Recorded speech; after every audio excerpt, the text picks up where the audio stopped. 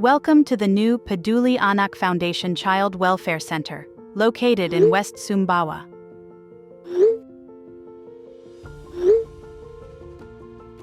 Currently under construction, it is set to open its doors to children in dire need by early 2025. This new center will be a place where dreams are nurtured and the futures of underprivileged children are built. Every building here is a testament to the incredible support of our sponsors and the community.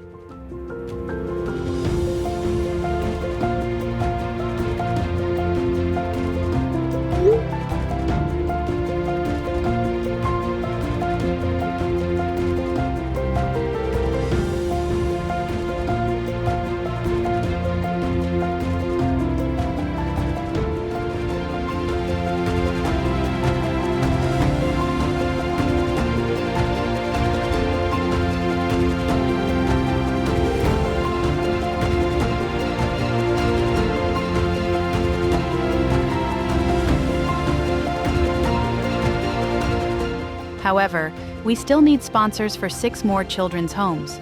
Together, we can make a difference in the lives of many underprivileged children.